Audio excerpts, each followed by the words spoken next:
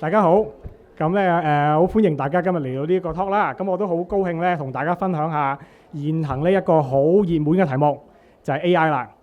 咁咧，我今日會同大家分享下咧喺 DI 高科院我哋點樣使用 AI 去提升呢個學習嘅效能。相信大家咧都聽過呢個説話，就係話咧 AI 咧唔會取代你，但係一個使用 AI 嘅人都會。有冇聽過呢個説話？咁我覺得呢句説話咧就好真實。因為喺10年咧喺 DI 高科院嘅教育裏邊，我見到我哋使用得越嚟越多嘅 AI。咁當然唔係淨係我哋啦，我哋嘅行業都使用得越嚟越多。而我哋嘅學生因為佢哋有強大嘅本科知識，再加上使用科技，佢的確咧喺行業裏邊咧能夠做到 work ready。即係我哋嘅學生咧去到一個職場裏邊咧，就好快咧可以上手，啲老闆都好滿意我哋嘅畢業生嘅工作效能。咁到底點解 AI 唔會取代我哋，但係使用 AI 嘅人會呢？因為咧 AI 而家佢唔係好似以前嘅工業革命咁樣，淨係取代一啲低技術或者人類唔願意做嘅工作。咁你會喺我嘅講座裏邊會見到咧，喺我哋 DI 高科院裏邊，我哋將 AI 融合7大學術領域，每一個學術領域裏邊，我哋都會使用到 AI 或者科技。咁你會睇到我哋嘅學生使用咗呢啲科技之後，佢哋將來喺職場上面係點樣有佢哋嘅競爭優勢。咁我今日會同大家分享 DI 高科院加 AI。咁我哋加 AI 嘅概念就係我哋本身嘅學生已經有佢哋嘅專業嘅水平，同埋有唔同嘅專業嘅資格，同埋咧我哋嘅老師咧都係有好好嘅學術嘅水平。但係咧我哋使用加 AI 嘅意思就即係話喺我哋嘅本科嘅學習裏邊再加上 AI 嘅優勢，令到我哋嘅學生咧更加喺職場裏邊咧更加具有嘅競爭力。咁我哋講7大學術領域之前咧，想話俾大家知咧，喺我哋 DI 裏邊咧，唔係淨係學科嘅，我哋整個學院都係 embrace AI 嘅。咁我哋最近咧有呢個叫 Ask DI 嘅 initiative， 咁我哋咧同企業咧去到合力打造咧我哋 DI 高科院專屬嘅 AI 代理，叫 Ask DI。咁我哋咧呢個 Ask DI 係構建喺呢個大型嘅語言模型啦 LLM 啦，咁同埋咧用 GPS as a service，同埋本地儲存嘅專屬技術。咁我哋使用咗呢一個項目之後咧，幫助咗我哋嘅院校嘅老師同埋學生去到保障我哋嘅用戶私隱同埋數據主權，包括我哋嘅學術產業知識。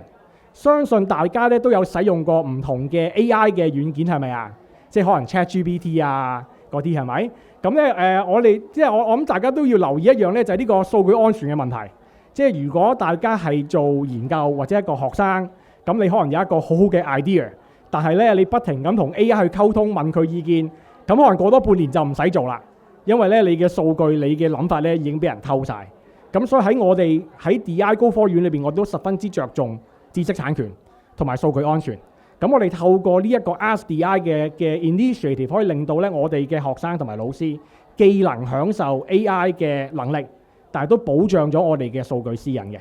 好啦，咁我相信咧，今日有唔少家長同埋學生嚟到，都係想了解下 DI 高科院喺我哋嘅7大學術領域裏邊點樣去到 embrace AI。咁嚟緊咧，我就會有唔同嘅例子，有7個唔同嘅學術領域，咁我都話俾大家知咧，佢哋點樣去到使用 AI 同埋其他科技嘅。咁首先咧就喺我哋嘅運動及國際管理項目管理啦。咁咧我哋呢一個學術領域咧裏邊就有一啲運動學科，同埋咧大型嘅event management 同埋呢個publicity 嘅 project 嘅學科嘅。咁咧喺呢個學術領域裏邊咧，我哋使用到 AI 咧去到捕捉一啲運動嘅動作，例如跑姿。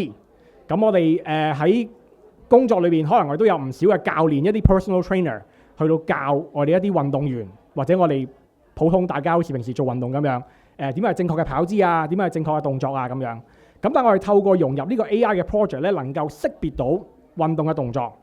譬如假設知道佢哋跑步嘅姿勢係點樣，咁我哋透過一啲儀器，例如啲相機或者一啲 sensor 咁樣，就能夠將呢啲數據傳遞去到一部手機裏邊，令到咧做運動嘅人能夠知道自己嘅跑姿正唔正確。咁我哋嘅老師同埋學生咧都喺呢啲研究嘅項目裏邊啦，希望咧能夠做到咧希望令到咧收集呢啲大數據文獻同埋呢個跑手嘅成績對比，透過改善佢哋做運動嘅姿勢，例如跑姿，令到佢哋咧能夠有更加有效咁樣去到做運動奪取佳績，能夠有更加好嘅運動嘅動作。咁所以咧，我哋使用到呢個 AI 嘅技能裏邊咧，就能夠令到我哋嘅學生更加有競爭優勢。相比起其他普通嘅運動教練，我哋呢個教練係使用 AI，令到咧無論係佢嘅俾嘅建議，抑或是做運動員咧，佢哋嘅訓練咧係更加有效嘅。咁喺呢個運動及國際管理項目管理裏邊咧，我哋有3個課程啦，包括呢個運動及康樂管理啦。咁而裏邊咧亦都有呢個運動治療師咧係有呢個專業資格嘅。咁同埋呢個運動教練啦，同埋呢個公共關係及國際項目管理學科嘅。好啦，咁我相信咧，我哋講 AI 嘅時候咧，都少不開咧唔同嘅 IT 或者係 Computer Science 課程。咁我哋呢一個數碼科技及創新商業嘅學術領域咧，我哋都會使用 AI 嘅。我哋使用 AI 嘅時候咧，我哋嘅教授會教識啲學生點樣用 Python 去到寫 AI 嘅程式。咁同埋咧，佢能夠利用呢啲 AI 嘅程式去開發遊戲同埋軟件應用，同埋甚至乎用 AI 咧去到創建動畫。咁咧今日咧，我有一段少少嘅短片，大概30秒左右。咁咧就係一啲學生佢哋嘅功課其中一啲剪輯。咁咧我哋就可以俾大家睇下咧，我哋點樣去到使用 AI 咧去到設計動畫。咁呢個 AI 嘅使用咧並唔係淨係咧去到 generate 一個動畫出嚟嘅。咁其實咧呢度係好 complex 嘅，即係包括你個 storyboard 啦，包括你人物嘅 motion 啦、emotion 啦，佢哋成個故事嘅走線啦，亦都當然包括最後呢個動畫佢出到嚟嘅時候嗰個效果啦。咁所以並唔係單單話使用 AI 咁簡單。我哋嘅教授佢都需要使用一啲程式去到寫一啲 program， 去到將唔同類型嘅 AI 嘅產品融合喺埋一齊，令到最後出到嚟呢一個動畫係能夠賞心悅目。咁喺呢一個學術領域裏邊咧，我哋有幾個學科啦，包括資訊及通訊科技啦、創新及多媒體科技、網絡安全同埋呢個音樂科技及管理。咁而呢個音樂科技及管理咧係會招收Year 3學生。目前咧就喺呢個資歷評審嘅過程咧，我哋希望咧盡快，可能係快到今年9月咧就能夠招收到新嘅學生。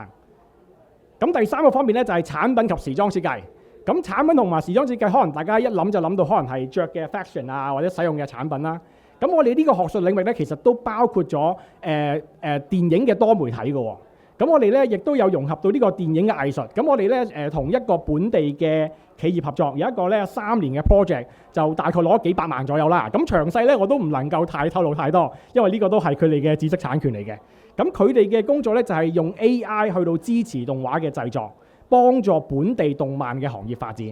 咁佢哋使用嘅 AI 咧包括咧 image to video generation， 即係使用 AI 去到生成一啲圖片同埋動畫啦。用文字去轉變成圖畫啦，用圖畫轉變成影片啦，用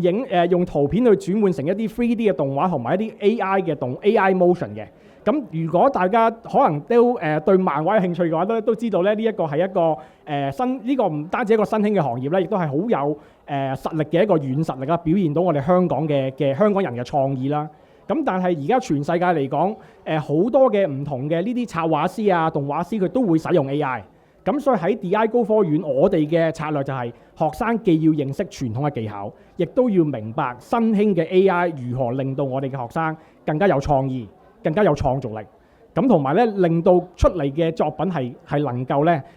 鮮密頭籌嘅。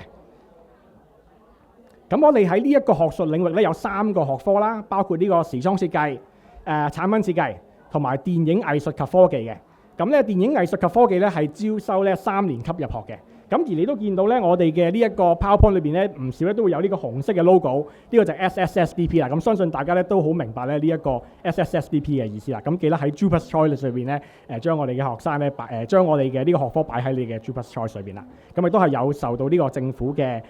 資助嘅。咁我哋下一個學術領域咧就係呢個園藝、樹藝及園景管理啦。咁我哋呢一個咧，其實我哋有同過呢一個太白嘅海鮮坊，唔知大家有冇留意過？其實我都有唔少報紙都報道呢一樣嘢嘅。咁我哋咧就係透過呢一個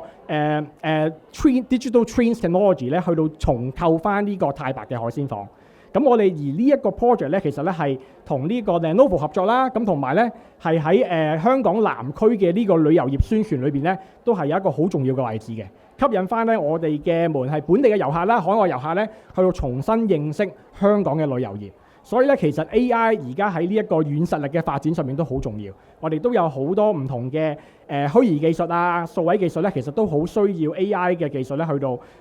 讓我哋咧有更加好嘅好嘅結果出嚟嘅，係啦。咁咧呢一個園藝樹藝及園景管理下邊咧就有兩個唔同嘅學科啦。咁包括呢個園景樹藝及園藝樹藝及園景管理啦，同埋呢個園景建築嘅。咁佢兩個咧都係 SSSDP 嘅課程嚟嘅。咁同埋咧我哋嘅園藝樹藝及園景管理咧，亦都係咧呢個 Applied Degree 嚟嘅。好啦，咁我哋去到呢個酒店餐飲管理及科技應用。咁咧我哋呢一個學術領域咧，就包括咧，好似我哋而家喺呢個酒店嘅環境裏邊啦，好多唔同嘅酒店嘅行業咧，其實佢都應用咗唔少嘅科技嘅。咁例如咧喺我哋呢個學科裏邊咧，我哋會使用一啲虛擬實境啦 （virtual reality） 啦，去幫助學生去到學習。咁我哋喺呢個虛擬實境裏邊咧，學生咧會模擬到酒店嘅工作環境，同埋咧製作美點嘅流程。我哋亦都使用大數據、雲端科技同埋 AI 技術咧，去到設計餐單、人事管理同埋咧銷售估算呢啲咧基本嘅商業運作過程。咁透過使用呢一啲嘅技術咧，令到學生嘅學習咧係更加有趣。咁同埋咧，佢哋能夠咧喺除咗我哋每一個學生喺 DI 高科院都需要做 work placement、work integrated learning， 即係好似實習咁樣。咁但係我哋透過呢啲技術咧，讓佢喺嚟去實習之前，亦都有更加多嘅準備，令到佢哋喺個職場裏邊咧係更加有好嘅發展。咁喺呢一個學術領域咧，我有兩個學科，就係包括呢個廚藝及管理同埋酒店營運管理嘅。好啦，咁我哋應該咧去到呢一個咧中醫藥及食品科學啦。咁咧中醫藥及食品科學咧就係一啲關於食嘅嘢嘅，咁包括咧一啲藥啦，同埋一啲食品啦。咁我哋咧其實咧都使用到呢個電子舌頭，唔知大家有冇聽過？咁咧其實咧舌頭咧我哋上面有好多唔同嘅味蕾嘅，咁同埋咧唔同人咧對於味覺嘅觀感咧都可能有唔一樣。咁但係我哋有一個比較科學嘅方法去到分析唔同嘅味道，咁就係呢個電子舌頭啦。咁佢令到我哋嘅試味係更加專業化同埋數據化啦。亦都能夠平衡到客觀同埋主觀嘅試味嘅結果。咁我哋亦都使用呢個電子舌頭咧去分析餐飲，即係例如唔同嘅紅酒啦、白酒啦、製作嘅風味啦，亦都有啲味覺標籤啦。咁令到咧我哋去到講呢啲唔同嘅味道嘅時候咧，係能夠更加客觀嘅。咁喺中醫藥及食品科學嘅呢個學術範疇裏邊有3個唔同嘅學科，咁包括咧營養及健康管理、檢測及認證，同埋呢個中藥嘅藥劑學嘅。好啦，咁我哋咧而最後一個咧就係數碼建築及設備工程嘅。咁我哋咧亦都使用咧唔同嘅科技咧去到我哋嘅呢一個學科裏邊，包括我哋引用一啲無人機去到做一啲樓宇勘測。咁大家都見到其實我香港有好多高樓大廈，咁其實咧樓宇勘測係一個好大嘅一個行業嚟嘅。我哋需要咧知道呢啲樓宇安唔安全，都需要知道樓宇嘅一啲物料咧係咪合乎資格。咁所以咧無人機咧係能夠大大咁令到呢一個勘測嘅過程咧係能夠更加有效。咁咧我哋能夠透過航拍所拍到嘅影像同埋數據啦，製作 3D 模型，亦都幫助咧可以一個可持續嘅發展嘅建築。咁將來咧亦都可以使用 AI 同埋無人機咧去到監察工地啦，亦都可以取代一啲危險嘅工作，例如可能係一啲密閉空間工作，一啲渠務署嘅管道巡查咁啊，都能夠使用呢啲 AI 同埋無人機咧去到取代到呢啲工作。咁喺呢個學術範疇咧，我哋咧有幾個好強大嘅 program， 包括土木工程啦、樓宇設備工程、測量學、綠色工程及可持續發展、飛機工程同埋智能製造。咁而智能製造咧就係會係招收咧3年級嘅學生。咁呢個係一個新嘅課程嚟嘅。咁同埋喺香港咧，我哋都好需要呢方面嘅人才，就係咧點樣能夠使用智能製造，例如 3D 打印、工業式嘅 3D 打印，去到參與喺個建造嘅過程裏邊，亦都大家能夠想像到我哋而家起好多新嘅樓，唔係淨係好似砌 LEGO 咁啊。佢啲元件咧其實好多都能夠透過 3D 打印咧去到大大咁減省嗰個生產嘅成本。咁所以咧，你應該都能夠見到咧喺我哋 DI 高科院裏邊咧，我哋呢個7大學術領域加 AI 嘅過程咧係融合得好好嘅。每一個學科既有佢嘅專長同埋專業資格，亦都使用 AI 令到我哋嘅學生喺個工作環境裏邊有競爭力，同埋咧唔同嘅僱主都好願意去到請我哋嘅學生，因為我哋係能夠有帶到一啲新嘅技術咧去到呢個行業裏邊。咁好啦，我有一啲少少嘅資訊咧，就係關於你入學嘅申請嘅。咁相信大家都好理解啦。咁我哋係一個本科嘅學位，咁我哋嘅最低收生要求咧就係332A2嘅。係啦，咁相信大家都好理解咧呢一個合約嘅要求啦。咁我哋亦都有一啲 SSSDP 嘅課程咧，係能夠收到政府嘅資助。如果大家想報名我哋嘅自資學位啦，咁歡迎咧透過 scan 呢兩個 QR code 咧，去到我哋嘅中六入學申請平台同埋 eApp 嘅。咁而我哋亦都有招收一啲Year 3 Entry 嘅學生啦，3年級入學啦。咁3年級入學嘅學生咧，亦都雖然咧嗰個截止咧就已經截止咗啦，咁但係咧都可以咧聯絡我哋嘅院校咧去到申請，睇下會唔會咧可以一個 late application 咧，亦都有呢個機會咧能夠取錄嘅。咁我喺度希望咧就透過呢個短短嘅講座同大家分享DI 高科院近期一啲 AI 發展啦，都歡迎大家嘅提問。咁希望咧各位家長咧會考慮我哋 DI 高科院，或者咧去到透過我哋咧了解更加多咧目前咧 AI 喺唔同行業嘅應用。多謝大家。